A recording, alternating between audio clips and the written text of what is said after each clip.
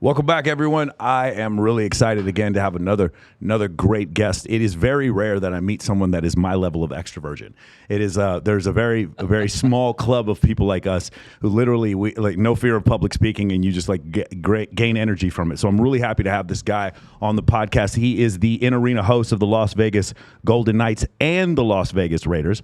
He was a performer for many years on Rock of Ages.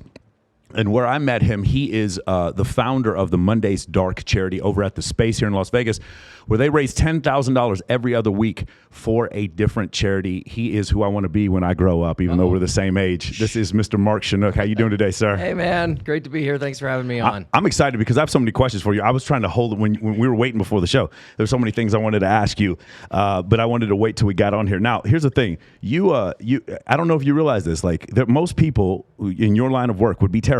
If you took the average person and say, hey, you have to do the in-arena hosting for the Raiders or for a hockey game, they would be more like, for some people, public speaking is literally their number one fear. And I don't, obviously, did you ever feel nervous? Was there a point way back in the day when you were performing on Broadway or any of those points where did you ever feel nervous? Yes, to all of it.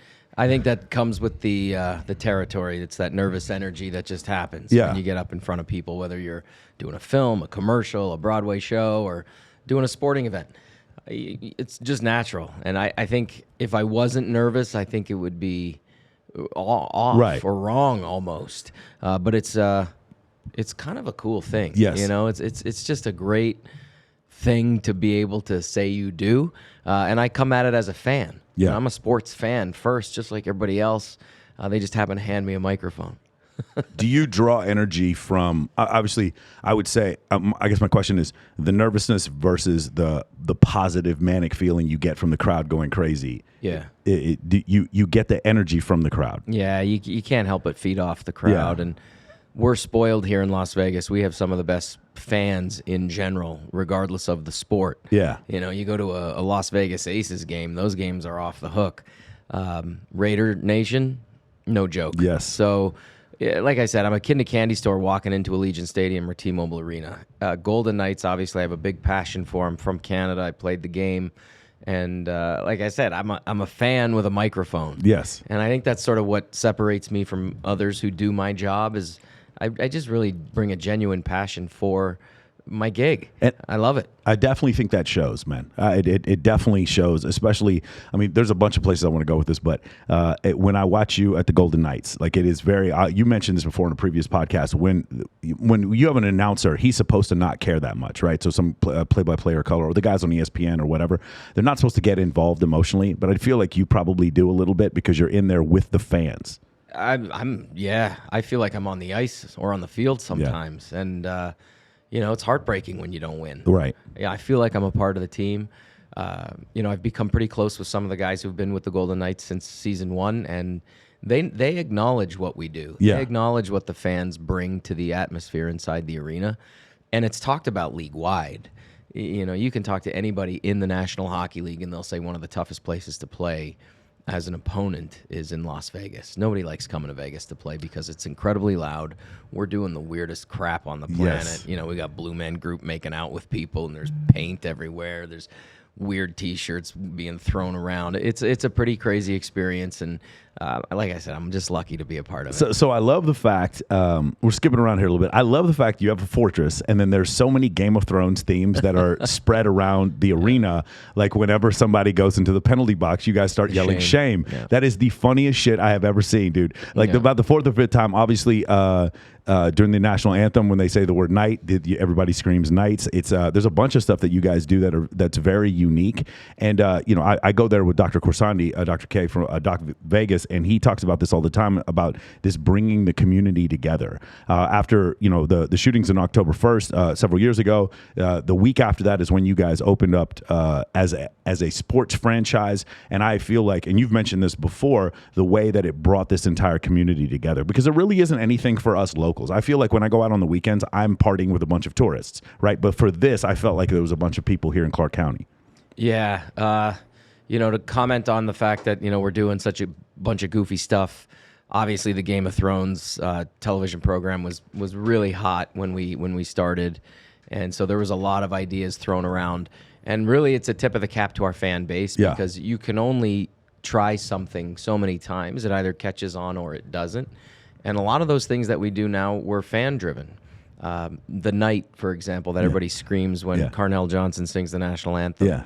You know, I don't think necessarily that was a Golden Knights entertainment decision. That was fans screaming that, and that's just caught on, and it happens at other arenas now. So we have such a crazy fan base that when we're playing in Arizona or Los Angeles, San Jose, the Golden Knight contingency comes out in full force, and they scream night during the national anthem in other arenas. It's crazy. They do it at the Raiders game here locally. You know, we have a lot of crossover fans. So it's cool to see these traditions for such a young franchise stick and carry on. It's really, really a fun thing to be a part of. You referenced 10-1. Obviously, I think that's what makes the Vegas Golden Knight franchise so special to the community, because it did simply that. It brought the community together. It gave us an opportunity to heal as a city. We're always, we're still healing. We're still moving forward. We're still carrying that weight of what happened with us daily. I think a lot of us were affected, especially in our industry, the service industry. We all know somebody who knows somebody, or if we didn't have somebody there at that concert, it doesn't take far to go to learn about who was there. But we had a tough job, and when I say we, I was a small piece of that. Our entertainment directors were putting together a party, essentially, to launch a brand new pro franchise. And then the shooting happened, and a major pivot had to happen. So the party was put on the back burner, and we had to acknowledge this incredible city that we live in, honor those that were lost and affected by the tragic events.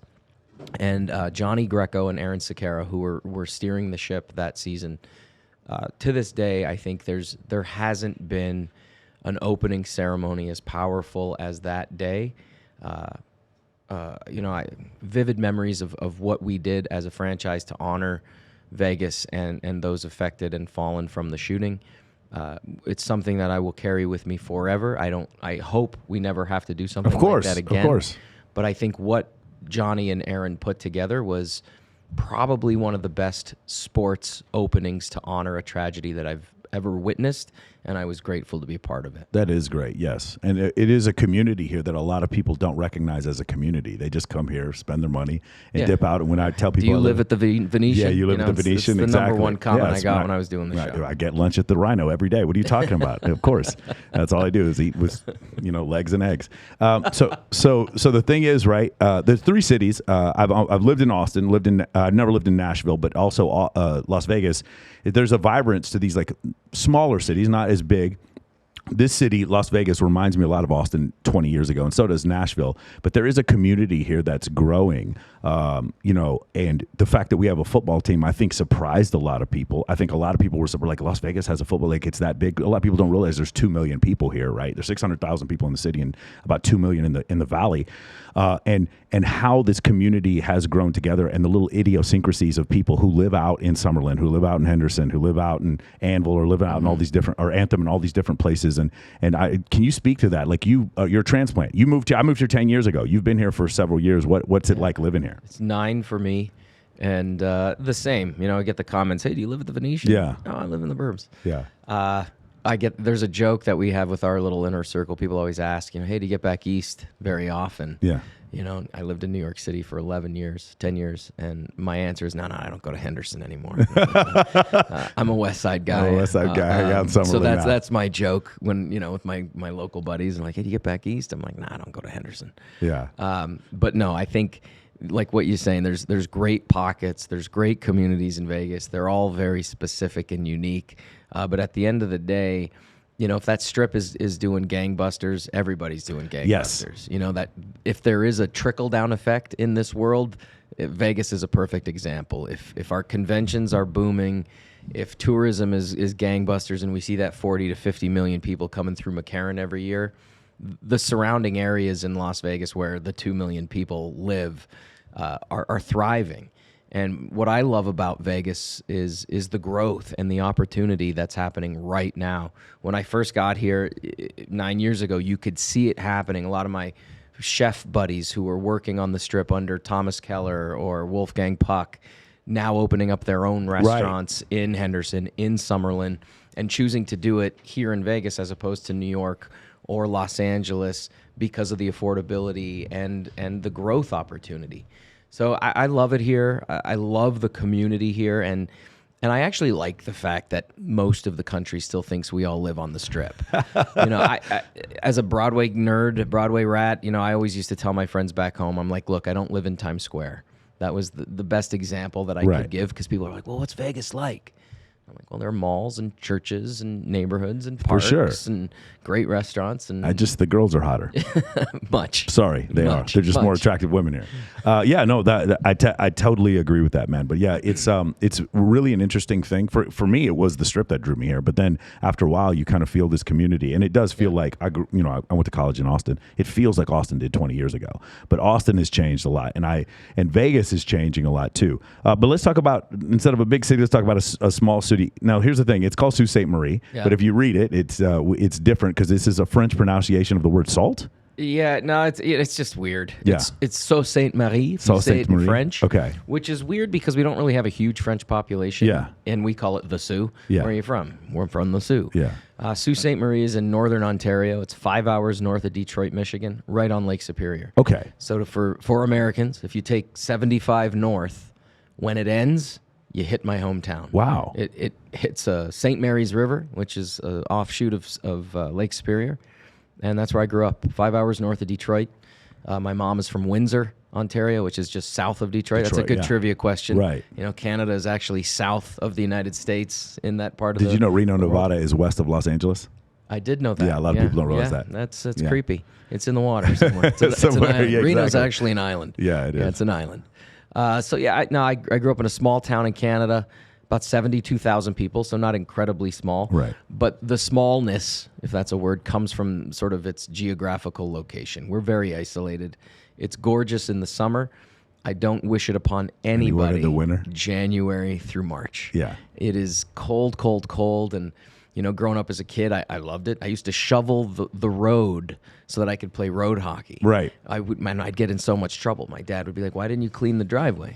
I actually spent an hour clearing the snow off the road so we can play road hockey. And we'd bring out pitchers of water and stick them in the snowbank to keep it cold. And it's a beautiful place to grow up, great place to raise a family. I try to get home 2 to 3 times a year. Really? It's been challenging, obviously, the last couple with the pandemic and the borders being closed, but wouldn't change a thing. Very proud of where I'm from. It's a great hockey town. We have a junior franchise there, the Sault Ste. Marie Greyhounds. So I was going to ask you about that. Your family owns that? So back in 1988, the team was owned by Phil and Tony Esposito, 2 legends in the game of hockey, and they wanted to sell the franchise to Michigan, and it would have been the first U.S.-based hockey franchise in the Canadian Hockey League. Right. Now, Sault Ste. Marie is known for its hockey team and a steel mill. It's exactly what you envision it to be. It's Slapshot the movie in real life. Right. A small town, a steel mill, hardworking, great people, and a thriving hockey franchise. And to put it into perspective, the history out of the city for players, Wayne Gretzky, Ron Francis, Jeff Bukaboom, Rick Tocchet, Joe Thornton, Jeff Carter, the list goes on and on and on. The history of great hockey players to come out of that franchise is unbelievable. And so back in the late 80s, they were going to sell the franchise. The Espositos were going to sell the franchise and relocate it to Michigan. And my dad was like, hold up. Knew nothing about sports. He was a dentist by trade, had a family. I was the youngest of 5, good Catholic family, going to church every Sunday. And he said, listen, if you pull this team out of the city, we kind of lose our identity a little bit. And so he put an offer together. He said, whatever they're offering you, we'll figure out a way to match it. And so the city put up some money. My dad put up some money. And it was right around the time that Canada released the dollar coin, which is known as the loonie. Yeah. So we had a loonie drive on the streets of Sault Ste. Marie, and I stood there as a 11-year-old with a bucket and a sign saying, "Save the hounds, give me $1." And I think we raised $250,000 loonies. That's crazy, man. And they bought the team for $1 million. And Wow. back then, the franchise at $1 million was a hefty price tag. The franchise is probably worth $5 or $6 million now. Yeah. Nothing in comparison to the pros, but it's a small town junior franchise, and it's been in our family ever since. He's since sold the majority ownership. He has a small piece, I believe. He's on the board, but it's a passion for him. He loves it. He's 82 years old. He goes to all the games, and it's a great, like you said, even here, it's the same there. It's a social element. You can just envision people walking down these tiny streets of this small town in giant piles of snow, heading into the local arena to watch a game. And that was my childhood. Wouldn't change it for the world. You made me think of something, because we just talked about how if that franchise had left, it would have changed the identity of that metropolitan area. And the same thing here. I think an identity has been created. Yeah, we're doing the reverse here. Correct, because of the Raiders and the Golden Knights. Whereas before, I felt like, to a lot, especially people in Los Angeles, they feel like we're a suburb. You know what I'm saying? And people Phoenix feel like we're Phoenix with, more gambling. Yeah. And I do feel like we are creating an identity for this city that really wasn't. I mean, other than maybe UNLV, with the basketball team. But yeah, you're right. This is that is a really interesting thing to think about, because I didn't really feel it before. I had gotten into hockey. Obviously, I was a Dallas Stars fan in 2000 when they won the Stanley Cup. 2099, I can't remember, but I think it was 99, because I was working in Austin when they Brett Hull apparently stepped into the. Okay, you know what I'm talking about, right? Absolutely. And Marty Turco's a dear friend of mine. Okay. Marty was their goaltender for years. Yeah. And we grew up together, and the sports and the community is tiny. Yeah. And to what you're saying, I think it sort of changed the landscape and the identity of Las Vegas almost overnight. Yeah. We're known as the entertainment capital of the world, and with all of our incredible shows and whatnot. But I think the minute you get a pro franchise in any sport, it helps the community have an identity, as opposed to the city and what's happening in the city be the identity. So it gives people a chance to buy a jersey, to put a sticker on their car, to be proud of where they live, not just because of the great place that they live, but because now you have these things to brag about. And pro sports changes the landscape almost immediately. It does. Just the business that they drive and create. The networking. Just think of all the people that are working now in those fields that are here. Real estate was affected by job creation. These two incredible state-of-the-art facilities that we now have. I was just at the Rolling Stones concert. It was the greatest concert I've ever been to. Here's a 78-year-old rock star, rock legend in our backyard. That would never have happened. He's been here before, but not at that scale, not at that level, that kind of grandeur. I think the AEG Live report said it was the #1 grossing Rolling Stones concert in the United States of all time. That's crazy. And I totally believe it. I absolutely believe it. Ticket prices weren't cheap. No, they weren't. That probably had a lot to do with it. And I had to drive around that night, because I believe that was the same night as the Canelo fight, right? It was a big weekend for Vegas. We had the PBR rodeo. Yes. We had the Canelo fight. We had the Rolling Stones. All at the same time. So we had, I think, 200,000 people attending events all within a 1 mile radius. Yeah. I mean, that's the thing that's so great about this. Like, I work in finance, and sometimes I have these calm evenings or, daytimes where I'm trading. I'm talking to my boss, and my cat's walking around, or I'm watching Netflix. And then I can leave, and in 12 minutes, I'm on stage with Steve Aoki at Omnia, or with Tiesto. I was with Tiesto at Zouk, or I'm at XS with Chainsmokers. And then 12 minutes later, I'm back at home with the blinds down, watching Netflix again. And it's just like, that's one of the greatest things I think about this city, is you can go from 0 to 100 real quick in this place, better probably than any place I've ever been in my life. So that is really, really terrific. All right, so let's keep going through this. And a lot of people don't realize this. You were Canadian Hockey League. So I have two questions I want to ask. First off, you watch football. You've seen the changes. There used to be this position, I don't know if you remember back in the day, called the fullback. We used to have these things that barely have them anymore, right? In the NBA, we used to have power forwards. Those are gone too. But let's talk a little bit about this. You played in the Canadian Hockey League. What was that like growing up? And you said you were up until you were 19? Yeah. You play, the Canadian Hockey League is a feeder system to the pros. So it's 16 to 20, 16 to 21, I believe. It's on level with the NCAA in the United States. Got it. The big difference is the amount of games you play. So the Canadian Hockey League operates almost the same as a pro schedule. So like 82 games. Yeah. The junior league, I think they pay about 70, and the NCAA plays half of that, like 30 or 40, I believe. So it's an incredible training ground for the sport. Growing up in Canada, it's just a tradition. When you're born, you have skates in your crib. So your like Concordia University wouldn't have their own hockey team, or would they? They do. We do have a university level hockey. Do they play with NCAA teams? No. Okay, so it's a separate. Now, so if I'm a top prospect, what are my choices? So, like in the NBA, we have the G League. You could go to Europe or Australia, or there's also there are a few other options that you have. You can play 1 year of college basketball. What would if you have a prospect in hockey? How does that work? You'd play in the Canadian Hockey League. Okay, that would be above playing NCAA. Above NCAA. Not necessarily. People choose one or the other.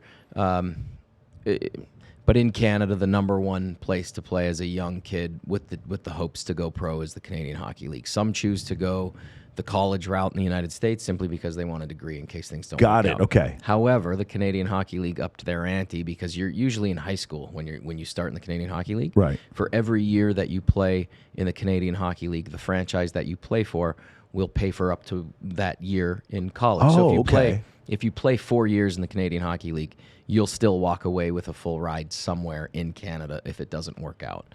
But 60% of the players in the National Hockey League, I believe, have played. Okay, so that was my next question. So, like in the NBA, the number of players when you could come out of high school, you would look at the NBA All-Star team, and like something like 18 of the 24 players didn't even go to college. They didn't even go to college, right? yeah. So that was kind of and a that's something new in our time. Like I remember when I was a kid watching basketball, that was never the case. Right. And then I remember the rule changed where they're like, well, you can draft right out of high school now. And I think obviously LeBron and a few others that are big time came right out of high school, and it's been cool to see.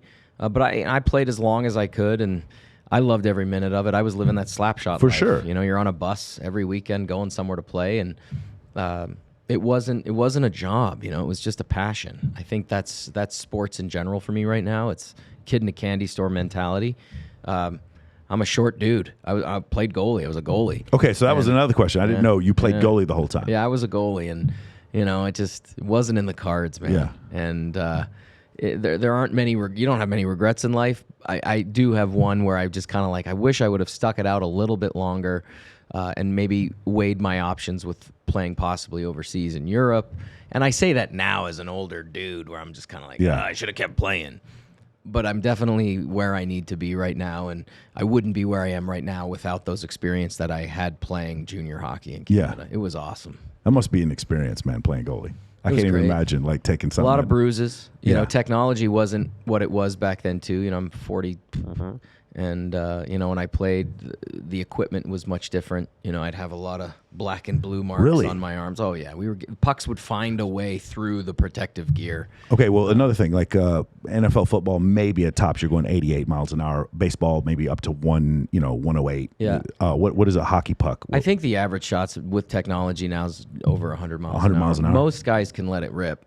Back in the day, it wasn't like that. They're using wooden sticks. Now they have these composite sticks. They bend and they whip, and you see it. That game is so fast. It's changed so much, and playing goal now it's truly an art form. And we've been fortunate in Vegas to have obviously Marc-Andre Fleury with our first 4 seasons, and now Robin Lehner, who are two just premier guys in their position in the game. So we're lucky we get to watch those guys. What has you probably remember my limited hockey knowledge. We had a gentleman, I use that term loosely, named Shane Churla, who played for the Dallas Stars, and his job was to beat the shit out of people on the other team. And that doesn't seem to be a thing anymore. I've been to several Golden Knights games, and I don't see that anymore. It seems that the league has made. The NBA certainly did that from the 1980s with the Bad Boy Pistons. It seems like that game has changed significantly. It's fast. Yeah. It's faster. I just don't think there's time for it. Yeah. There's still that enforcer role, the guy who's on the team who's there to protect your A guys. Yeah. We had Ryan Reeves here on our team for 4 seasons, and that was pretty much his job, was to stay out on the ice and make sure that our top guys didn't get pushed around a little bit. But when you look back at the days that you're talking about, there was 4 or 5 fights a game. Yeah. And there was always an enforcer on the team protecting the star players to avoid them from getting pushed around a little too much. But yeah, it's just the game, the change of the game. I think the removal of the red line rule. I think it's been a decade now, maybe even longer. When they got rid of the 2-line pass, it opened up the game tremendously, and the speed just shot out the roof. And that's why you can see smaller guys playing the game now that back in the day, back in the 80s, would never make pro just because of their size. But because now it's a game of skill primarily. Everybody on the team has to be incredible, as opposed to just dropping the gloves and beating the crap out of somebody. Yeah. But the speed, I think, is what changed that, and not so much the league cracking down on it, because I still think it's a big part of the game. That, hey, if you get out of line, you're going to get your ass kicked. Yeah. But the speed is what has changed the game. And if you haven't, honestly, to listeners, if you haven't seen a hockey game live, just go. Yeah. It will completely change your impression of what you've seen on TV. I think that's the toughest job for the league is translating what's happening in real time at the arena to television. I love golf, but I hate watching golf on TV. Yeah, it's hard. Yeah, it's hard. The announcer's voice puts me to sleep. Yeah.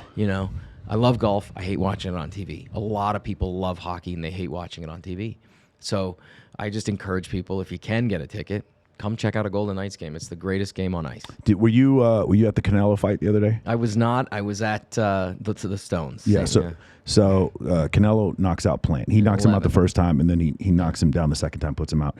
And his fans are cult like. Mm-hmm.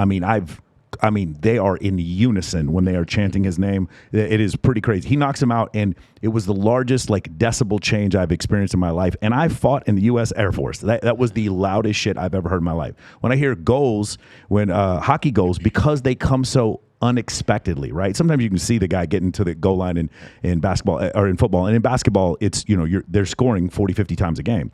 But in hockey, it just sort of, sometimes it creeps in, sometimes it comes out of nowhere, sometimes there's several shots where you're sure they're there. But when I'm just thinking about the third period last night, I was at a Golden Knights game, and the shot there and just the explosion, it is something that you cannot replicate using your television. Right. Yeah. The sound, the noise that's there. And then I was there with a bunch of ladies who don't really know anything about hockey. And that got to them also, the excitement of being there live. Absolutely. It's contagious. People are screaming their heads off. And when a goal is scored, it's exciting. And like you said, sometimes it's the weirdest goal ever. Yeah. And that happens more often than not, where it's, just put puck, you hear it all the time, put pucks to the net, put pucks to the net. Just keep throwing them in there. It's going to bank off somebody's skate or arm or head and end in the goal. Last night it was 2-2 going into the third period, and we scored a goal 30 seconds into the third period. Yeah. Place went nuts, and we ended up winning 4-2. So it's such a cool experience to witness live, and just go. It's awesome, man. It is terrific. You were nominated for Best Supporting Actor for The Lion King. What a transition there. Attaboy. There you go. Hakuna Matata. Hakuna Matata, man. Yeah. Let's really transition. Yeah, after the hockey days, it literally was that quick. It was a transition like no other. And people ask me all the time, how did you go from being a kid playing hockey in Canada to living in New York doing theater? And I really don't have an answer, just other than I was a goalie. Goalies are weird. I was in the net at the end of the ice, sometimes a lot of time by myself, because I played on good teams, and so the offense was down at the other end of the ice, and I'm standing at the end by myself. So I'm singing to myself, I'm talking to myself. I remember my dad would be up in the stands and he'd yell, "Shut up and focus," and that was my way of actually staying focused. Wow, he that's didn't understand. Crazy. Just real quick, there's no headsets in hockey like there is in football. There's no you can't have a coordinator with you use hand signals, or is the coach just screaming at you? The coach is just screaming got at it. you, especially when I played. People banging on the glass. Yeah. I just said, you know what, I'm going to give this acting thing a try. Okay. And so I moved to New York City, and I was lucky enough to live in that great, amazing, iconic place for about a decade. And The Lion King was sort of the first big break, if sort of thing. I've got to play Timon. So Hakuna Matata. It was Nathan Lane did the voice in the cartoon. And I toured the country with the show for almost 3 years. And that was sort of my introduction to the United States, because we played every major city across the country for 5 to 9 weeks. And so I would rent a house. I had my car on the road with me. I had 2 Labrador retrievers, 2 huge dogs. I'd rent a house with me, for me, and we'd set up shop in great cities. So I got to see Memphis, Atlanta, Florida, all of Florida, North Carolina, you name it. And what an experience. I wouldn't change it for the world, and we were treated like gods. Yeah. Like you work for Disney, you're playing this legendary role in an amazing show, and the kids are what I remember the most. And what's crazy to think is that it was, 15 years ago. Yeah. So some of the kids that I had met on tour, and you give them puppet workshops, and you meet them backstage, and you give them tours, and they see the sets and the costumes. Those kids now are probably in their late 20s or 30s. So it was a beautiful experience, you know, and it was sort of the thing that sort of set up my career in a sense in the theater world. You know, once you're doing a Broadway show and you're doing 8 shows a week, there's that sort of inner circle in the community out there that's like, all right, you're in the Broadway circle. You can do 8 shows a week. The casting directors, there's only a handful of them in New York anyway. They all start to know who you are. Yeah. It was a cool time, really cool time. It was it wasn't easy. It was a struggle bus. You know, I did everything from bartend, wait tables. I was a door guy at a nightclub in Manhattan. You know, I did everything I could. Did you do that not while you were on? No. Okay. No. This is beforehand. Yeah. To get You know. So I'm going to ask you a question about this moment. Not made it, but you know, I lived in Los Angeles for a couple years, and I was surrounded by people who were waiting for their break, waiting for that moment where they went from I got to worry about this all the time to I don't have to worry about this so much. What was that moment for you? Was it the first paycheck from The Lion King? Was it the first time you realized you were going with them on tour? What was the moment where you feel like, okay, I'm going to do this for a career? I think this is going to work out. That's a great question, and I think the answer is it's TBD. Yeah. You know, I don't think you ever feel comfortable in this industry. I feel comfortable for you, brother. Listen, you're doing the Raiders and the Golden Knights. Let me tell you, as your accountant, I feel comfortable for you, okay? All right, talk to those 2 companies and tell them. Okay, got it. No, I think Vegas is when I felt like that I had reached a point where, and no disrespect to those types of jobs, but I really loved waiting tables in LA. Okay. I was good at it. Yeah. You know, because I was outgoing and I'd be like, hey, what are we eating tonight? Where are we going? You know, I felt really good in that job. Yeah. And then when you audition for something and you actually get it, you have this oh shit moment where you're like, ooh, I got it. I got to go to work. I got to pull up my sleeves here and get into this script and go to work. And those moments started happening more and more, where I was like, oh, I got it. I got to go to work. You know, I gotta call the restaurant and tell them I'm not coming in tonight. Yeah. I think Vegas opened so many doors for me that's when I think I fell in love with the city even more, because more opportunities started to present themselves. And so I think Vegas is the answer to the question, but I always, I think, keep a part of the feeling of, ooh, you never know. Never know, right. And I think that's what keeps me going, keeps the drive a little bit more so in the aggressive, I got to go after this stage, as opposed to just sitting back and going, okay, I'm good here. I'm good. I'm never good. I've got my hands in 1,000 pots, just like you. You know, we're very similar in the sense that, you know, I like to dabble in finance. I'm not a finance guy, but I got to make my money work for me. Right. You know, so I'm learning that game. I've got 4 or 5 small businesses that I'm involved in, and I have these great opportunities that are front-facing positions. You know, hosting for the Raiders, hosting for the Golden Knights, Top Rank Boxing. The Top Rank game really is the one. If there was one gig that really changed my dynamic in the trajectory that I'm on, it was Top Rank and ESPN. That's when I heard Joe Tessitore and Max Kellerman toss to me, that was a special moment. Wow. And it was made special because my 19-year-old nephew, my brother's son, texted me and said, hey, Max Kellerman just fucking said your name. That's amazing. And when your nephew reminds you of that, it put it into perspective quickly for me. You know, these are guys that we watch every day. We admire. They're incredibly knowledgeable. And again, just a kid in a candy store. But even though they're front-facing, people don't realize the amount of work that goes into getting to the time when the camera turns on and you start rolling. And that's something that I learned very quickly. Yeah. Again, it's that, I got to go to work. Mm-hmm. So the scripts still come.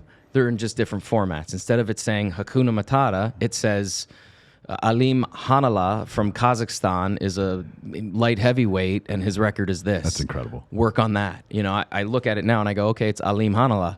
But when you read it, it could be read Alama Halim Kaluni Mu. I'm gonna be asking you about that, because I am gonna be the ring announcer for Smash Global next spring. So I may have to hit you up for advice about that. Do you ever have guys that you were fans of a long time ago? You do interviews with them, or you talk to them. Maybe they're hockey players or whatever, and you tell them something, and they're like, "Holy shit! How did this guy remember that?" Does that ever happen to you? A lot. But that's also part of the job, right? Yeah. Like, you know that you host so many events. And because you do it so often, you carry all of those experiences with you. Yeah. It's no different for me. You know, like especially when I interview players on the bench or the sidelines, I'm a fan. Yeah. Like, it's what we talked about when we first sat down. I'm a fan of the sport. So I remember what that athlete has accomplished and been through. And you see it now, like, there's so many incredible series, like the 30 for 30 series on ESPN. You could just go down a rabbit hole and watch all of that stuff and just be blown away by stories of these athletes. Again, at the end of the day, they're human beings, actors, entertainers. They're just human beings, and they all have stories. They all have things that are personal and relatable. And it's our job as hosts to dive into that. Otherwise, it just becomes a BS, boring interview. But if you can make the guy understand that you actually care, yes, because I think that's half the battle. Is there are so many people who do the gig and they don't care. They're just, it's on the card, I'm going to read it. I'm Anchorman. I'm Ron Burgundy. It's on the card. I'm going to say it. But if you can actually make a connection with whoever you're talking to and show them that you actually give a shit, you've done your homework, and you understand a little bit about what they've gone through, and you help bring that to light, it makes those moments even more exciting, not only for them, but for me. Like, when I know I'm going down to the bench, and the first star of the game tonight is going to be, you know, Alec Martinez or Marc-Andre Fleury or whoever it may be, and we get the chance to sit with them on the bench for just 2 or 3 minutes in front of, you know, thousands of people. Nobody wants to hear some BS question. They want to hear something cool.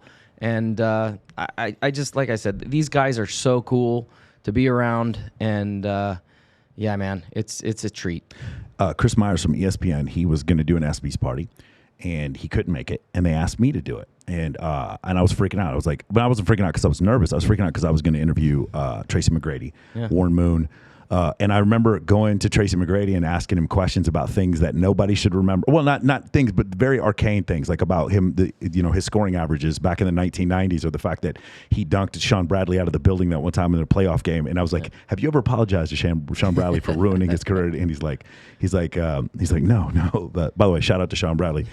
He's like, no, but I got the poster. I got the poster on my wall. Warren Moon, and I was like, the tightest spiral ever in NFL history. And I named off like 6, 7, or 8 of his wide receivers, and this guy's like, I'm at a party in Los Angeles with a guy I've never met before who can name off wide receivers I was throwing passes to in 1986. How the fuck is this happening? You understand what I'm saying? Yeah. And those to me are touchdowns. Mm-hmm. Those to me, so that's something I really like. That's you doing your homework. Yeah, you know, for sure. That's you just doing your homework. Yeah.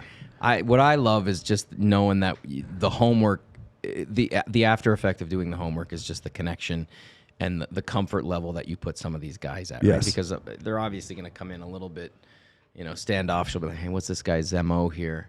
And then you put them at ease, and then that's when the best interviews happen. I agree. So that's why I'm going to do this to you right now. Uh-oh. You have a unique relationship with a certain establishment called the Wild Wild West. Would you like to describe your working relationship with this establishment and what it has to do with your charity, Monday's Dark? Yeah, so when I was doing Rock of Ages out here, not long into the run of the show. But to transition, after Lion King, you come to Vegas. Yeah. Rock of Ages, when you say Vegas, you mean you were doing the Rock of Ages show. Yeah, so Rock of Ages called and said, hey, do you want to come and open the show at the Venetian? You know, that's why I always joke, we live at the Venetian. I said, yeah, I'll do a year or 6 months, whatever. I've been here, you know, almost 10 years now. So tells you how that worked out. I played the lead, Lonnie, in the show for 3 years at the Venetian. And really that was just the starting point for Vegas for me.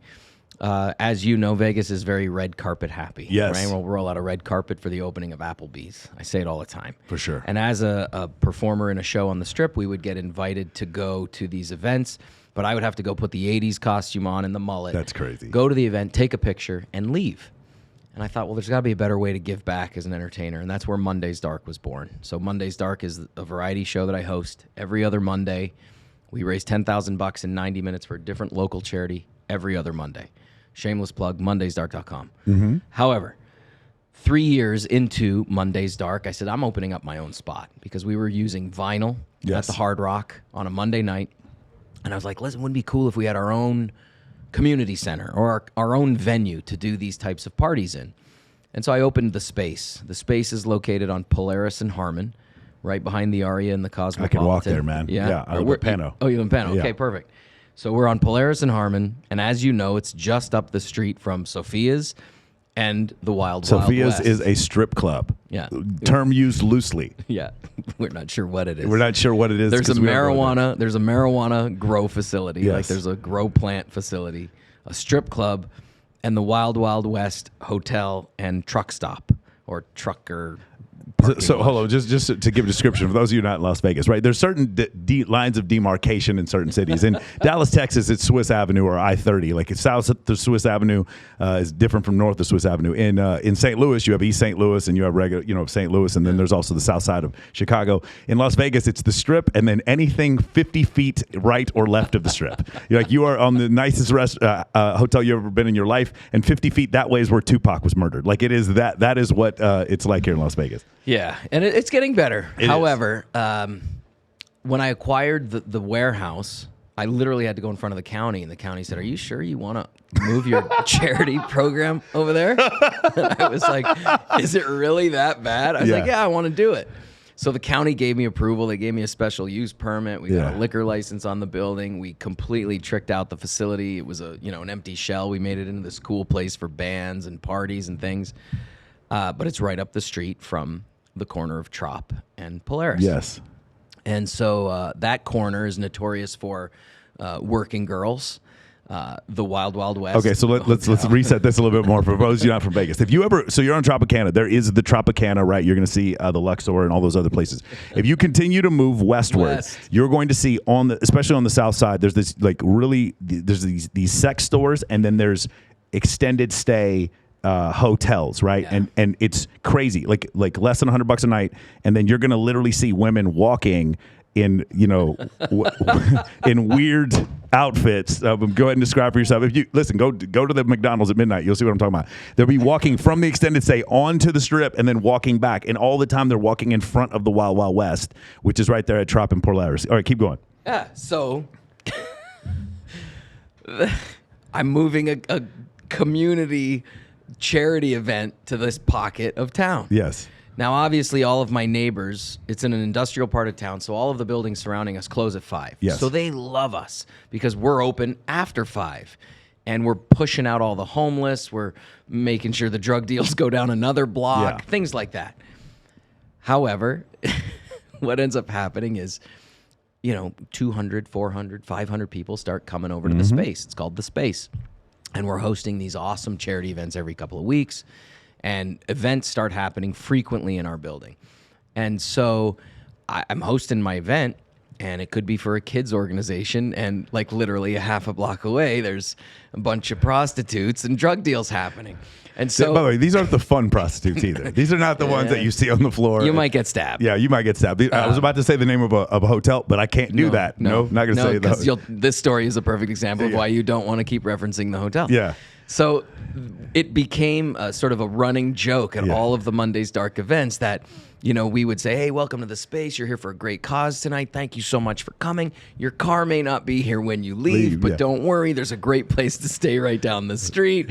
And there's some incredible, hospitable women to make sure your stay is fantastic." Well, you called them to be a sponsor, though, didn't they? Oh, no. So what ends up happening is this is now happening regularly. Yeah. I'm like talking 6 months. This is a standard joke in my set to open the show. Like it's just a set bit that I do. It never gets old. It never gets old.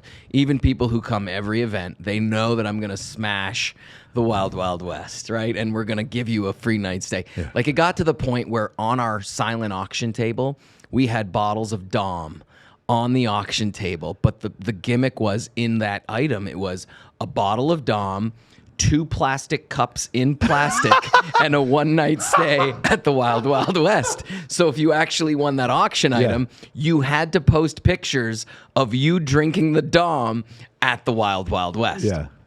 Long story short, one Monday's Dark event, there's a top executive from Stations Casinos in attendance. And as you guys know, that chunk of land is owned by Stations Casinos. Yeah. And it's not heavily advertised that this property is in their portfolio, but it's in their portfolio.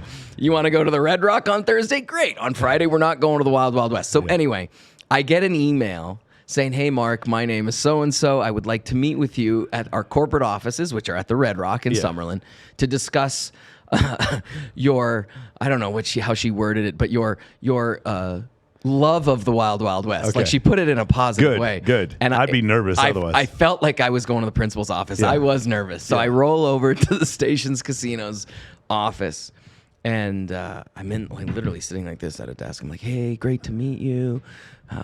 What's up? She goes, well, listen, we hear you have some issues with the Wild Wild West.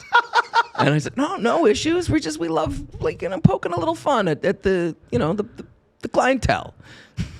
She leans behind her desk and brings up a tin bucket that's the Wild Wild West logo on it. And in it is all of this swag, lighters, like the weirdest swag too. Like, it's not like you're walking out with an Aria poker room hat. You're getting a Wild Wild West ashtray, chapstick, and a lighter, and all of these coupons for night stays. She goes, we absolutely love what you're doing. Yes. We're a huge supporter of your organization. Stations Casinos wants to make a donation, and here's a bunch of shit from the Wild Wild West. So they totally punked me. Yeah.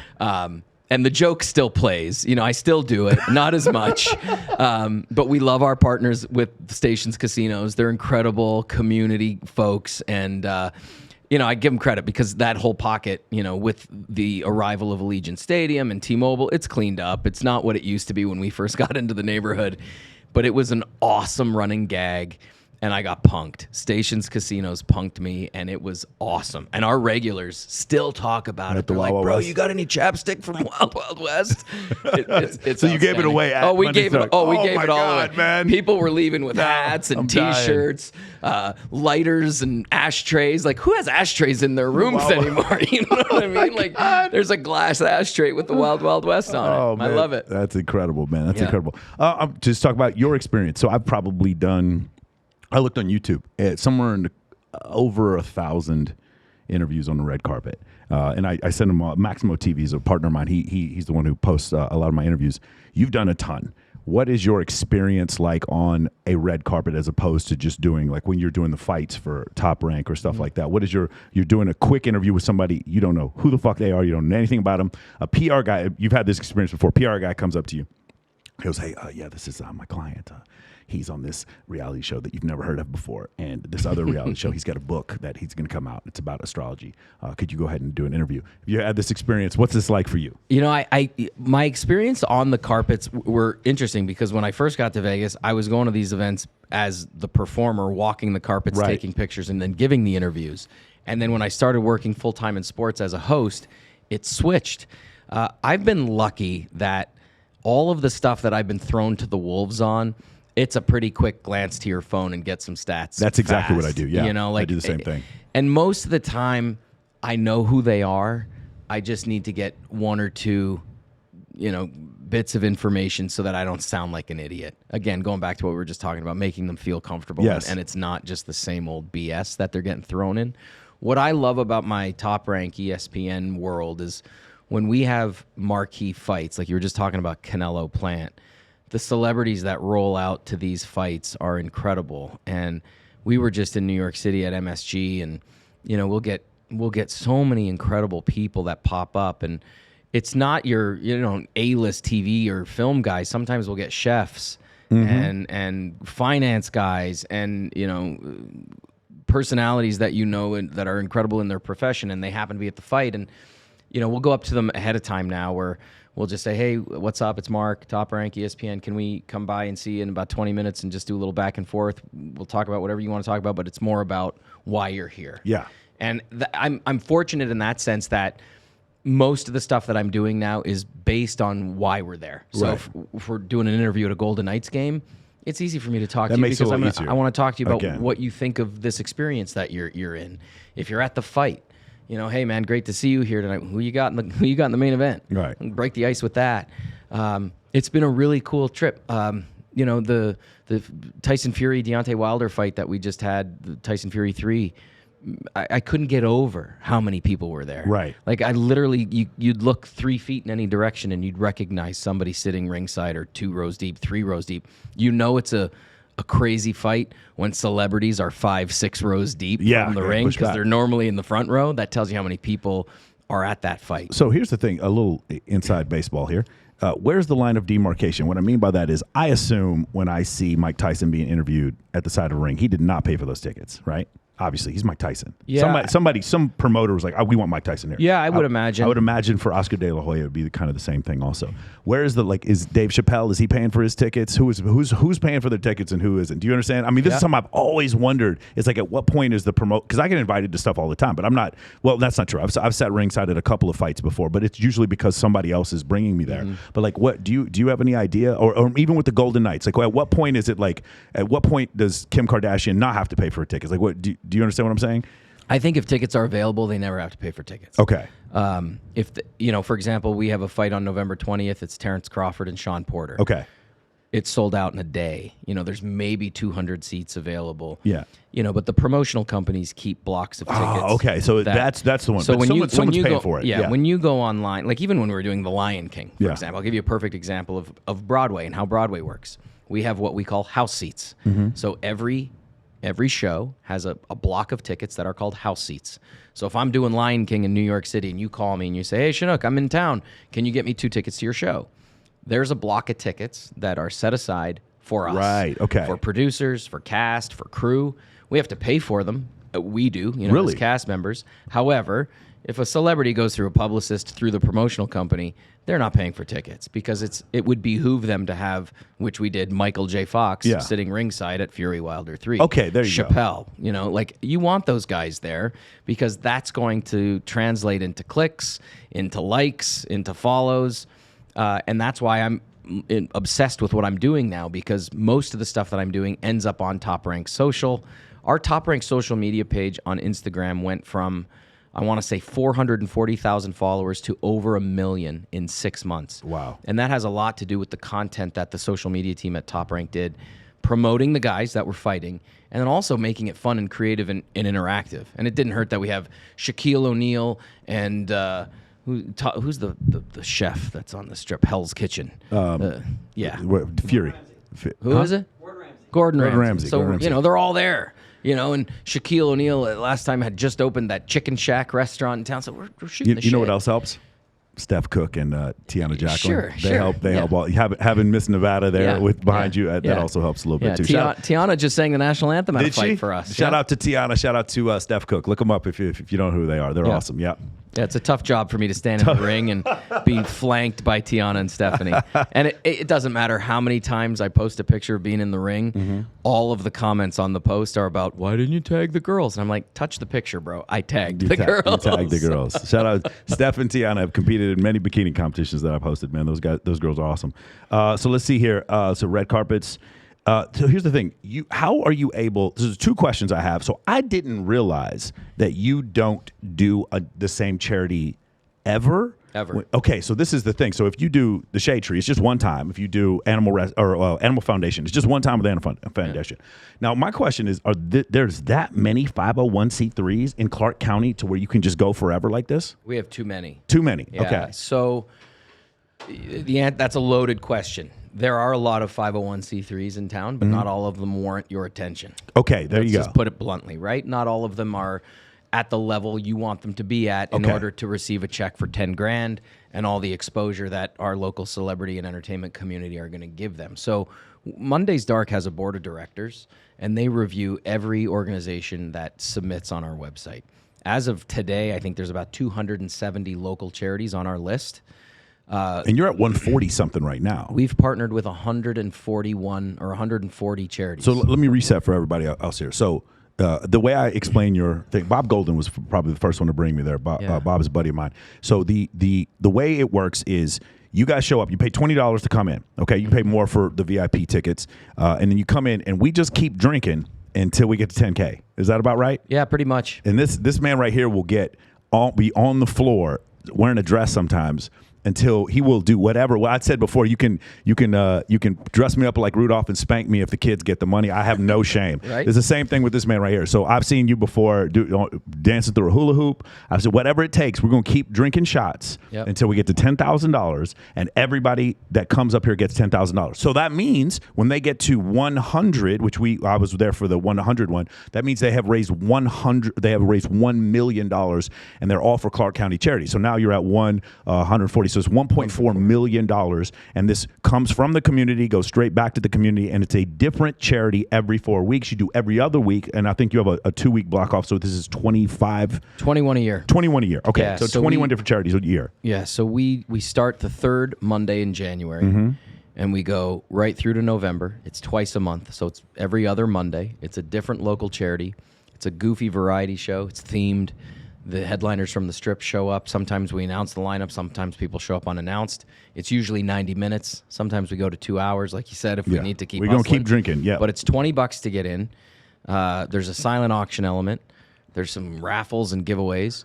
And we have not raised 10 grand since we started. So that includes the pandemic. That was the next thing I was going to ask you. You started doing these live streams. Yeah, so I got to tip my cap to my mom and dad, like any other entertainer. You know, you have proud parents. Send us pictures, send us videos of what you're doing. Prior to the pandemic, I said to my tech team at the space, I said, go out and buy a camera and let's figure out live streaming so that my parents can watch. Yeah. And I would send them the link and they would watch. It was 2 cameras at the back of the room and they would watch the show. March 2020 comes along and we're only a month and a half into our 21 partners. So we started the last Monday in January. We did all of February. We did 1 in March, and then shit hit the fan. Well, I'm not the kind of guy to just say, oh, well, sorry, I promised you 10 grand, but pandemic. So I called Clark County and I said, look, I've got this 10,000 square foot facility. What if I put the sound guy way over there and put the lighting guy over there and had one stage manager and we sanitized all the sound equipment and we go out and we buy 3 or 4 more cameras and we buy a bigger bandwidth program with Vimeo or live stream and we start streaming this stuff on social media for free, not even charging people $20 to show up. Let's just put it on the internet and see what happens. Clark County gave me the thumbs up. We kept the performers in the parking lot and they would come into the room one at a time. Wow. We'd wipe off a microphone, masks, shields, hand them a microphone, they get on stage, do their thing and leave. We raised $340,000 during the pandemic with not a single person in attendance. And we'd put a little link on the screen. Hey, if you're watching, get in the chat room, tell us where you're watching from, and click that link and help us out. And we fulfilled our commitment for $10,000 every other week during the pandemic. And that's actually one of the things that I'm most proud of our organization to date. We've done a lot of cool things in the community, but holding true to our commitments I think is more important than anything, especially during the pandemic when all of those nonprofits, they've got fun runs, galas, fashion shows, car washes planned. All of that shit for them got canceled. We didn't cancel. We gave them 10 grand when we told them we would give them 10 grand. And that's just a testament to our tiny team, all volunteer at the space, committed to helping Clark County nonprofits. That's incredible, man. It was cool. I didn't know that you were able to still do that even during the pandemic. That's incredible. Yeah, it was a fun thing. Not fun, a lot of work, but at the end of the day, it was fun. You know, you walk away going, we actually did that. When you think, I think that was part of building the community too, right? The community having an identity. For me, you know, I'd lived here for a while, and then when I started going to Monday's Dark, then it was like, because for me, it was just so much about nightclubs, and now seeing this whole thing with you guys, I got to meet and network with a lot of people. And by the way, let me say this, and I'm gonna repeat this again: best date night in Las Vegas is Monday's Dark.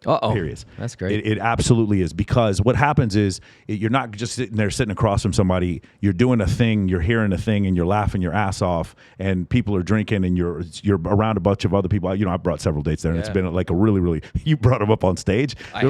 When you bring women into the room, I have to bring them on stage. That's part of the agreement that I have with you. An episode with the cowbell. It's an unwritten rule. When Michael walks into the room, everybody kind of go, "Oh." Hello there. What do we got here? Hello. Yeah. Yes. Yeah. No, it's great, and I've appreciated your support over the years, man. And it's an easy sell, man. We're raising money for animals or something like that. It's the easiest sell in the world. Yeah. It's all, we have a joke now too, where it's like it's for the kids. Yeah. Like, because it'll go sideways on stage. Yeah. Where the language gets adult, the content gets adult. We had a cowbell jam. Yeah. You know, where an audience member comes up to play the cowbell with the band, but it's a strap-on cowbell, and you kind of have to thrust. Yes, I remember to make it work. I remember the thrusting. That just shows you the kind of show we're putting on. That's it. It's for the kids. Okay, so I got 2 questions for you. The first one is, if an NBA franchise comes here, are you going to try to do their stuff? Okay, no. So okay, I'll leave that one for you. Thank you. That was the first question, because if you got the NBA franchise, we're not friends anymore. That's the first thing I would say. The second thing, oh my gosh, I totally forgot what I was going to say. I was going to ask you something about that. Anyway, we'll get back to. I promise you, I'll remember here in 2 seconds. All good. It's all good. All right, so here we go. When we go back to the Raiders, can you talk about how so with the Golden Knights, you were part of a team that got together a bunch of deposits, and those deposits eventually ended up letting the NHL know, hey, there's a ton of interest here. Let's bring a franchise here. Can you go into that? Yeah, so I was doing Rock of Ages at the time. Bill Foley, our owner, Fidelity Financial, publicly went on record and said, I want to bring a pro hockey team to Vegas. And I'm like, well, now I'm a kid in a candy store. We're going to try and get a pro team. How can I help? Yeah. So I was doing Rock of Ages at the time. I cold called Fidelity Financial, and I said, hey, who's in charge of this Vegas Wants Hockey campaign? That's what they called it. And a guy by the name of Todd Pollock got on the phone. Todd is the vice president of ticketing for the Golden Knights right now. He was the first employee that he had hired to oversee this program. And I get on the phone with this guy, Todd, and I said, hey, my name's Mark Shunock. I'm an entertainer in town. I'm in Rock of Ages. He goes, you're Lonnie in Rock of Ages. And I said, how the hell do you know who I am? He goes, well, I bring all my dates to your show. Yeah. So his best date night was Rock of Ages. Yeah. And so we became buddies, and I got on this committee, Vegas Wants Hockey. And there was about 55, 60 of us. And it was just a bunch of dudes in town, and men and women. Floyd Mayweather was on it, Daniel Negreanu, Jim Murin at the time, the head of MGM. A bunch of us just on this committee. And all our job was exactly what you said. Get on the phone with your buddies. Give me $1,000 for a season ticket deposit. For what? A hockey team. Well, we don't have a team. Well, just give me a deposit. Trust me. That was my job. We sold 14,000 season ticket deposits over a course of a month. And then Mr. Foley went back to the league and said, hey, T-Mobile is being built. We have an arena. Here's 14,000 commitments for fans. And here's a check for $500 million. That was the initiation for the franchise. Yeah. The National Hockey League said, you got a team. Yeah. And then the rest is history. They found out about my entertainment background once they hired a front office. Johnny Greco, who I mentioned earlier, he was the head of entertainment production for the Golden Knights. I interviewed with him. He said, hey, you want to be our host? I'm like, done. And then it was just sort of like the lid sort of came off a little bit because you're in front of 18,000 people 42 times a year. And so I'm hosting these games, doing some weird, goofy stuff. I'm a hype guy. I'm on the microphone. I'm getting loud. I'm getting crazy. I'm dancing around. I'm sitting with grandmas and kids on my lap. I don't care, whatever it takes to get the fans into the game. Top Rank Boxing is in the crowd one night, and they're based in Vegas. A couple weeks go by, I get a call from CAA in Los Angeles. Said, hey, CAA Sports calls and said, we'd like to meet with you. I'm like, is this a joke? Right. I've been 20 years in the business, entertainment business. Now I'm getting a call from CAA in, Los Angeles because I'm a Golden Knights host. So I fly to LA and I meet with CAA Sports and the entire team at Top Rank Boxing. They're like, hey, we want you to be a part of our company. I was like, great, I'm in. And at that time, I was just a fan of combat sports, just like anybody else. I loved going to boxing fights, pay-per-views, all that jazz. So I just dove in head first, surrounded myself with the best in the business. I hung out with the PR guys a lot in boxing because they know literally more than anybody. They know these fighters inside and out. Of course. And so I just dove in head first. And then, what's next is the Oakland Raiders relocate to Las Vegas. Yes. And they came to a game. They come to a fight. And they're like, who's that guy? Yeah. And you interview with the team. And, you find... That's actually what I was going to ask you. How did that whole thing work out? Just pretty much that way. You know, their owner, Mark Davis, is a huge, huge supporter of Las Vegas. Yeah. And a big supporter of Monday's Dark. He got wind of what I was doing in the community and wanted to help. And the Raiders Foundation and the organization supported Monday's Dark. And then they found out I was the Golden Knights host and Top Rank and ESPN, and it just sort of evolved. Hey, let's meet with this guy. Is there a fit within our organization? And I will say that regardless of the fact that I work for these organizations, Vegas is very, very, very lucky to have these specific organizations. And these owners, these specific owners. And that's too. what I mean. Yeah. It's ownership and management. They genuinely care about the community that they're in. And when you say, I can't believe there's that many nonprofits in Las Vegas, the Vegas Golden Knight Foundation, the Raider Foundation, and Top Rank Boxing are all heavily involved in the community. And that was such an eye-opening experience to me, not only just to see how the NFL operates, the National Hockey League operates, and professional boxing operates, but to see that they actually have an entire team committed to making sure that the community is supported by their presence in our city. And that's why I think pro sports has had such a big impact on our community. It's how we started the conversation about the shooting on 10-1. Yeah. If the Golden Knights weren't here when that happened. Right. I don't think the city would have healed the way it did. No, it did. Yeah, exactly. And I'm a firm believer in that. I think you would agree. And now we're seeing the fruits of these teams' labor sprinkle into the community with some of our athletes building boys and girls clubs, compounds. And, Marc-Andre Fleury, we miss him dearly here, but he pulled out a check. He was the first player on the Golden Knights team after the shooting. He wrote a check for $100,000. And he's not from here. That's the other thing you have to understand. None of these guys weren't from here, and he writes a check for $100,000. None of these guys are from here. Yeah, exactly. Like, I don't think we have Derek Englund. Was the closest thing we got to a local boy playing on the team. Yeah, there aren't Oakland or Las Vegas Raiders that are born and raised in Vegas. Yeah, there aren't Golden Knights players born and raised in Vegas. We did have one, but he was traded off. Right. But so it's special to see these players. But also to understand, just like you and I feel like I'm a kid in a candy store, and I'm privileged and honored to do what I do. I'd be an asshole if I didn't take a step back and give back in some form or fashion. And that's why I'm so passionate about Monday's Dark. And I know that's why you're so passionate about Babes in Toyland and all the other things that you support and have your hands in. Because we've been given these cool opportunities that we call work. Yeah. At the end of the day, the word work is there, but it's so much fun. It's so much fun. I feel like they have superpowers. Like, for instance, I think Mike Tyson has a superpower, and I think Chloe Ture has a superpower, and I think Lindsay Palis has a superpower, and I think Dan Bilzerian has a superpower. I think they all have a superpower to make all these eyeballs focus on one thing. Yeah. So now let's use that superpower. You and me get to focus that superpower on, let's do this for good. Let's raise this money for charity. Yeah. Chloe's into Autism Speaks. She's going to be my guest last week, Chloe Ture. There's all these things that they can raise money for with very little. That's what Babes in Toyland is. Lindsay Palis will show up. We'll raise $100,000 just because she's there. She's just so incredibly, pervasive. Yeah. And so, that's the thing. You and I think, get to focus that a lot of times with the charity things that we do. A couple questions I have. So one thing that's crazy to me is the Raiders moving here. So I live 1.1 miles away from the stadium, and I grew up. I'm a Cowboys fan, but I grew up following the Los Angeles Raiders back then because Tim Brown went to my high school, and I was a huge fan of Bo Jackson, and I've got to meet Lincoln Kennedy several times, and I'm a huge fan of John Madden, and this is probably my second favorite team of all time, and they're here, and I'm watching it. Like, it's just like, I can't. When they first say the Raiders are coming, I don't believe this shit. I don't believe this at all. But I do know they've gone back from L.A. to Oakland Alameda Coliseum, and then coming back out, and I knew that the Warriors were leaving, so maybe there's some truth to this. Then they show up, and this stadium is like right next to my place, and my first thought was, you know what it was?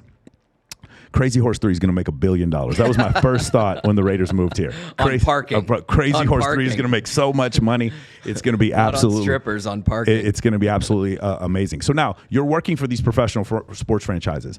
I had asked somebody, because I always hoped there'd be an NBA team here. Nothing I've ever wanted more. My friend Chris Arnold, he does what you do for the Dallas Mavericks, and I've always wanted that gig specifically for basketball because I've been a basketball fan for 40 years. Now in this situation, my friends were like, "Hey man, what you do is kind of blue."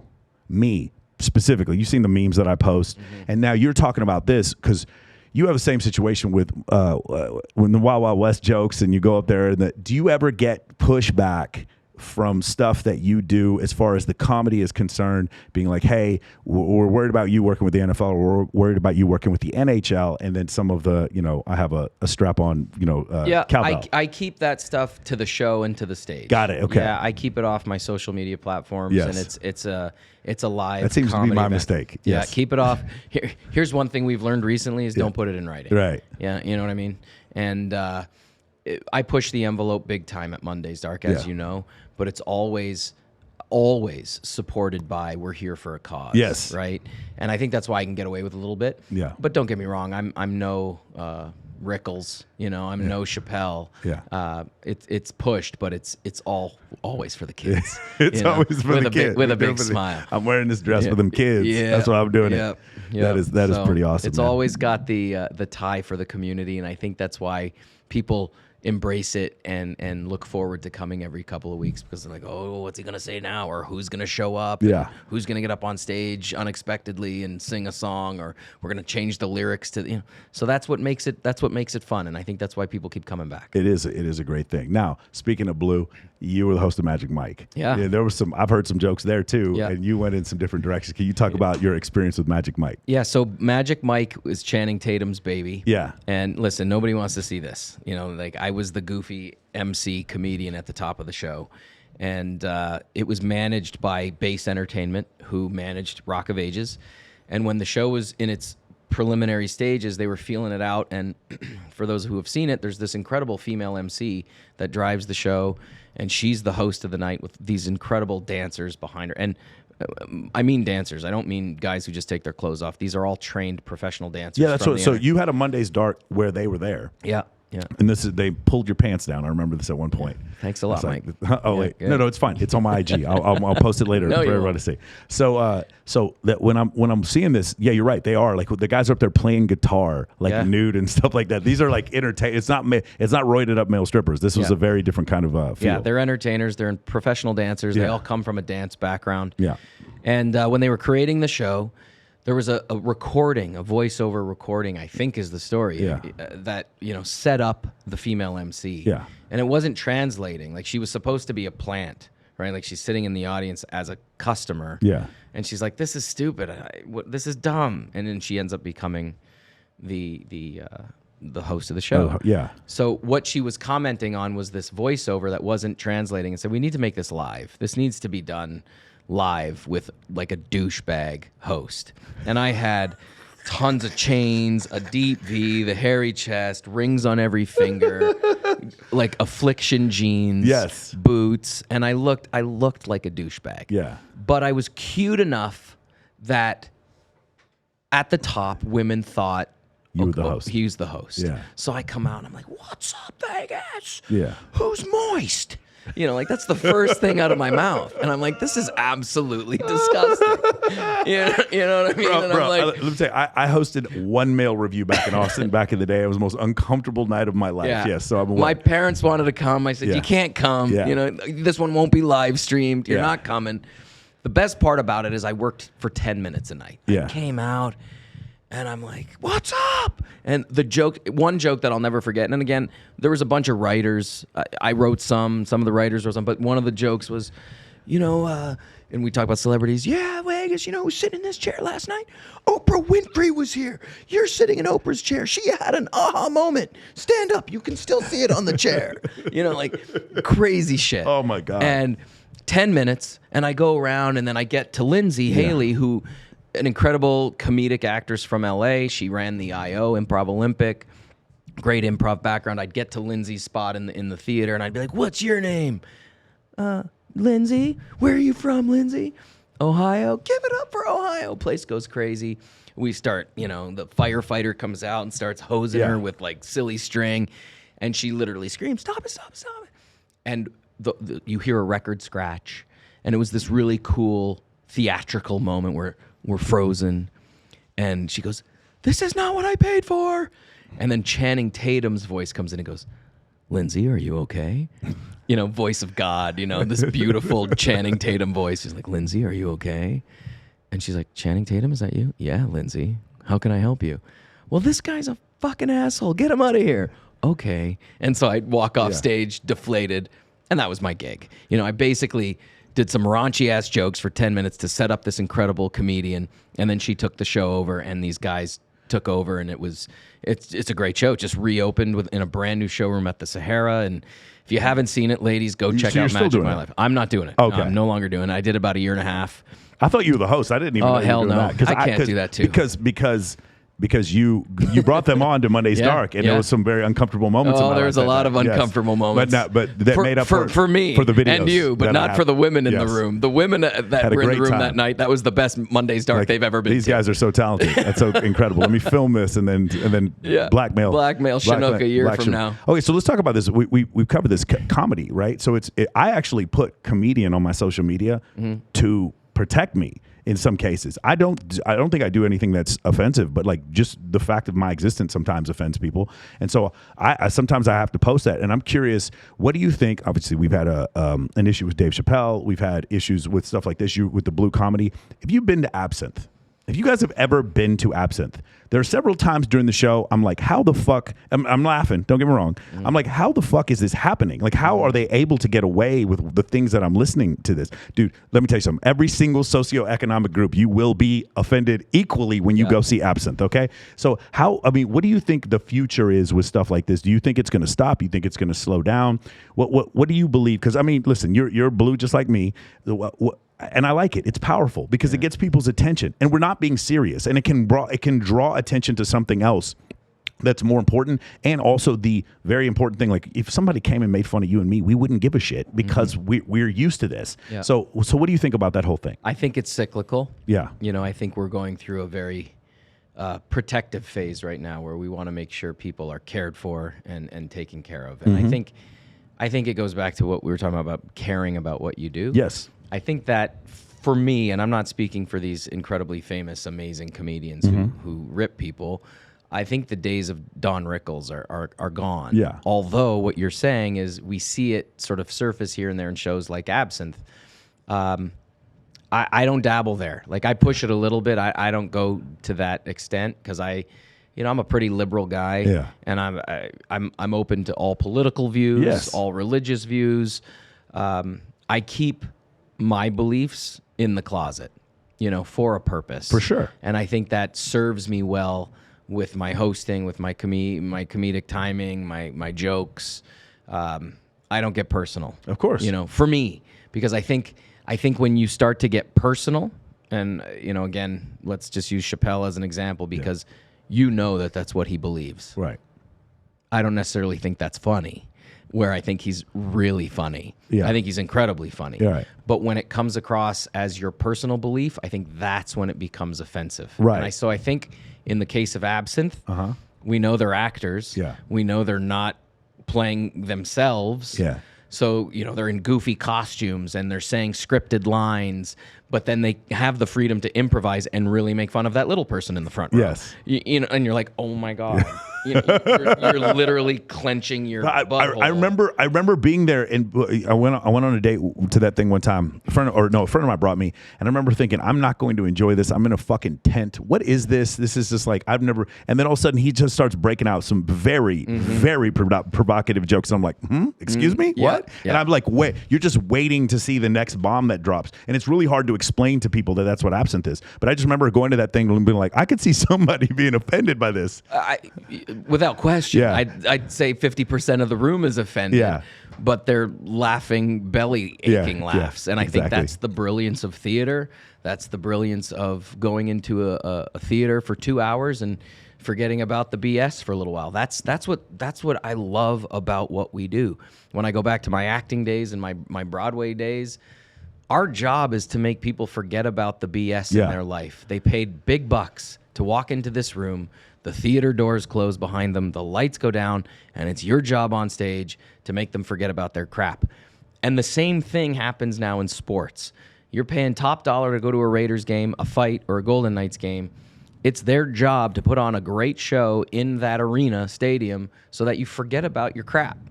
I genuinely mean this, that everything I do comes with passion and care. And I know it's the same for you. I think when people get into trouble is when that element of the performance or the purpose of you being there is forgotten. Yeah. So if there's anything to take away from this question, and it's a learning thing for me, it's the first time I've said that out loud, where the jokes can be offensive, but if there's passion and care behind it, people see that. They see it immediately. And I think that's one of the reasons why I've been able to sustain Monday's Dark for 8 years. Yeah. We've been doing it for 8 years, and we sell out every 2 weeks. It's because people understand there's a passion and a genuine concern for our community behind this program. Do they love the goofy jokes? Do they love the PenisCowbellJam? Absolutely, they do. Hashtag PenisCowbellJam in the comments. If you made it this far, PenisCowbellJam in the hashtag PenisCowbellJam. There it is. So, I think that's what keeps it going for me, is just knowing that there's a line of people that'll show up because they know it's for a great cause, and they're waiting for something to go a little askew. Okay, so I will tell you one thing I directly took from you is when I have that concern, I just make fun of myself. because I've seen you go up there and do some really, really funny stuff. And I know it doesn't bother you because you have thick skin, you're a comedian. But like, it just some of the stuff you do, sometimes when I'm on stage and it's like I'm the one getting hit in the face with a pie, it's fine because that's how I will diffuse the tension. I will deflect the tension by taking, a lot of times I'll have girls like, pulling me around or like some huge misunderstanding about what's going on. And I took that from you specifically because I felt like that actually helps diffuse some of the things because we're not trying to hurt anybody's feelings. You understand what I'm saying? Well, ladies, when we're at Babes in Toyland and I make fun of your sugar daddy, I'm not trying to hurt your sugar daddy's feelings. I'm just fucking with you. I'm sorry. I'm sorry. I'm gonna have to cut this part out. I apologize. No, you're not. I'm not cutting this out. Okay, sorry.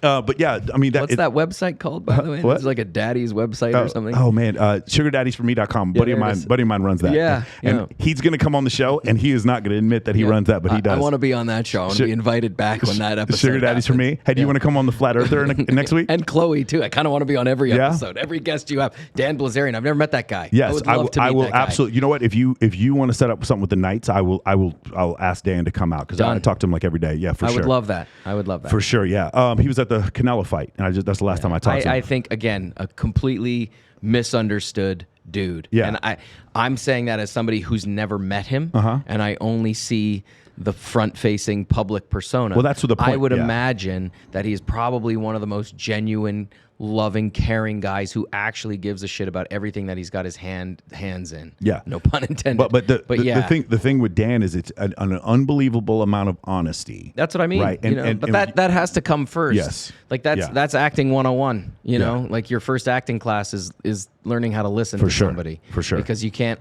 honestly answer if you're not listening. For sure. That's the thing. And that's what I wanted to do because I'd known Dan for like 8 years. Because I told Dan, I was like, Dan, I'm not going to get as many views as the Nelk Boys. I'm not going to get as many views as Impulsive. I'm sorry. I'm just not as popular as them. But I promise you, this will be the most thorough interview you've ever done in your entire life. And we did, over 2 hours. And he said the same thing. It was like because I was at some of the stories that he had talked about and all the girls that he mentioned. He only mentions their first name in the book. I knew them all. They were all in my phone. I knew all the girls, and I had messaged them and asked them, for stuff about the book. And so that's what made it interesting. But to go back to what you said before, he admits, hey, my childhood caused me to act like this. He talks about being a sex addict.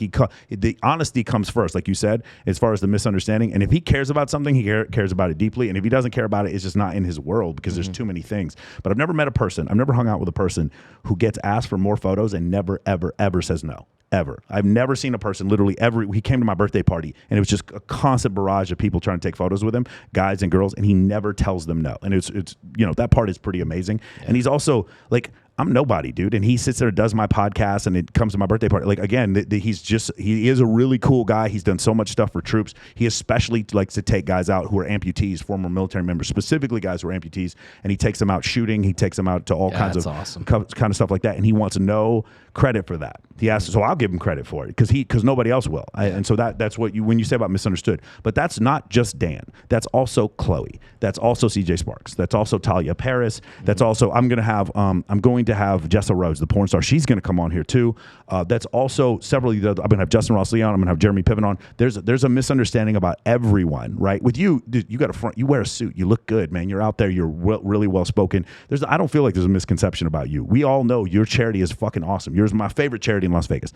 For a lot of guys, the narrative is written incorrectly. For instance, I just did a podcast on quantum mechanics last week. It just came out today while we're recording this. You see me in pictures with a bunch of girls. Nobody understands I have a minor in astrophysics. Nobody knows or cares about this, or that he's Canadian. Yeah, and he's Canadian, correct? Yep. Or that I manage a prop firm. Nobody knows or cares about that. So the narrative for me is a little different, but I don't care because that doesn't raise money for charity. People knowing this does not raise money for charity. So for you, like you're saying, as long as everything comes back to the raising money for charity, dude. I don't care. Like, you can dress me up in a clown and fucking have me jump out of a cake and spank me or whatever and make, oh, haha, look at Michael's stupid ass getting jumped. I don't care. If the kids get the money, if the dogs get the supplies, if the dogs get pulled off the kill shelter, I don't give a shit what you do to me or say about me or anything like that. Or if you want to make fun of the women that come and help me raise money, I don't care if it comes from maybe not the mafia, but drug. I don't care if it comes from porn stars. I don't care where the money comes from, just as long as the charities get the money. That's the only thing that matters to me. I love it. Yeah. One other thing, Talk of the Nation. What is Talk of the Nation? Is it a TV show that you're on? Yeah, it's the Raiders ABC program. It's the official show of the Raiders. I do some segments on the show for them. Okay. it's been a cool opportunity. There's some incredible stories. Rod Marinelli is one of the D-line coaches for the Raiders. I'm very familiar. I'm a Dallas Cowboys fan. Yeah, Yep. so Rod's daughter, Gina Marinelli, owns La Strega restaurant in Summerlin. Okay. She's a chef here in Vegas, and she's just opening a steakhouse in downtown Summerlin. She's been doing her thing for a long time in Vegas, and she's one of our local celebrity chefs. And so I just pitched the show. I was like, hey, look, there's a story, man. Like, I go to her restaurant. If you haven't been to La Strega in Summerlin, go. It's That's amazing. best Italian restaurant in Vegas, in my opinion. And that's saying a lot Yeah. because I eat a lot. For sure. So I contacted her. I said, hey, if I can get your dad in the studio, would you come in? It's the first time they've lived together in the same city in 17 years. And her dad is a legend in the sport of football, Of course. you know. He came over from the Cowboys, and he's had a 45, 50-year coaching career in the NFL. Like, the guy's a legend. So I had the opportunity to sit down with her and her dad at a table just like this and talking about what it was like growing up with your dad as Rod Marinelli. And then I turned it on him because I said, just so you know, man, your daughter's more popular than you are in Las Vegas. Yeah. And, you know, to see this father just so proud of his daughter. Yeah. Again, like, this is work. This is life. For me and that's right now. something And Rod that's- Marinelli will remember you for the rest of your life. Well, he reached out after and he said, Yeah. hey, man, thank you so much. You were so well prepared, and it was such an easy conversation with you. Thank you so much. And so Talk of the Nation is our Raiders television program on ABC here locally in Vegas, and I contribute in some fun, creative ways. I try to make it not about the X's and O's, more about the heart, you know, and what makes Vegas so special. And that was an easy one to execute on. Well, if you ever want to discuss And the I X's love and O's, hit me up because I'm huge into the Raiders. There's so many people who want to talk X's and O's, and that's why I think I've sort of made like a little inroad into the games where I'm like, yeah, I can talk hockey if you want. I can talk shop with the guys at the Raiders games, but I'd rather talk about stuff that 65,000 people can relate to. If they don't know what third and long is. Yeah. You know, so it's been cool, and just like I said, I love Las Vegas, and I love the opportunities that have presented themselves, and you know, just things like this today where I get to come and hang out with you and talk shop and just sort of get caught up because we're all so busy that we don't. That's one thing that is the sort of the downfall of all of this is I don't get to go to as many events as I used to. I don't get to all the shows that I want to go see. I rarely go to a movie anymore, and I was a movie buff. Right. You know, and so there are consequences to the workload, and I can't even imagine. I am man. a workaholic. We talked about this earlier. You have literally been from one. So the big arenas we're going to have. There's one in Mandalay Bay. There's one in MGM, and then the two big ones are T-Mobile, and then obviously Allegiant Stadium. You've been in one, going to another, doing two events on the same day before this happened. Are you? There's no helicopter involved, right? You're just trying to. I wish, man. Yeah. What I love about obviously it's convenient, but yeah, I've done a Raiders game on Sunday afternoon and Vegas Golden Knights game Sunday night. Yeah. And that's going to happen again this season. Next weekend we have the Bud Crawford Sean Porter fight on the 20th at Mandalay Bay. We've got a Raiders game that weekend. We got Golden Knights games bookending both of those games. That's crazy, man. And then our Monday's dark commitments on Monday nights. Do you want to move into Panorama with me? Make your life a little easier. I've thought about it, man. Yeah. I've actually looked at the Martin and Panorama. Yeah. This is not a buyer's market right now. No, as you know. you are not kidding, buddy. It is not a buyer's market. They market. told me what my unit was worth. I was like, excuse me? The problem is you can't go anywhere. Yeah. I actually thought about selling the house because we've had unsolicited offers just because of the location in Summerlin. And I'm like, I'd love to sell the house for all this money, but where the heck am I going to go? Right. And it's just, it's definitely a seller's market right now in Vegas. And I think that's an offshoot of the Raiders. Yeah, definitely. I thought when the Raiders moved here, something like this was going to happen. Sure. So something that's a big deal because it's not a big deal. And I'm not going to get you into the, obviously some of the things that the Raiders have gone through in the last couple of weeks because I don't want to drag you down that hole. But one thing I do want to talk about is how not a big deal the Carl Nassib situation was. I was very impressed by that whole situation because there had been, for those of you who don't know, Carl Nassib is the first openly homosexual player for any professional sports team in all four of the major sports to come out while he was playing. Now, this is not exactly true because he's the second because I forgot Jason Collins. I can't remember. He played for the Nets. The thing about Jason Collins is he was a backup center for the Nets. He probably wasn't going to play another year, and he came out the last year he did it. There have been players in the NFL who have come out about being homosexual. One of the Packers running backs, I forgot what his name is, but this is Carl Nassib, who was in the prime of his career and is a really, really good defensive end. Game changer. He is a game-changing defensive end for the Las Vegas Raiders, and how it was in the news for 72 hours. And that was kind of the end of it. And nobody brings it up on the broadcast, and you never hear anything about it. And to my knowledge, there hasn't been anything negative that's happened. To me, that says a lot about this community, which I'm really excited about. I have clients that are homosexual and for my self-help program. And I always remember I am a white passing man who grew up in Texas, who played high school football, who joined the U.S. military. It was not, as far as acceptance is concerned, I'm a Protestant. As far as acceptance was concerned, not a lot of acceptance for me. It was very easy for me to get through life. For them, a homosexual man going in the National Football League, man, oh man, you know what I'm saying? What kind of stigma he had to go through, and his ability to get through that, and there to be so little about it, I really do think says a lot. I think it's first of all, I'm incredibly proud of him for his strength and willingness to come forward. But I think the fact that it stayed in the news for 72 hours is.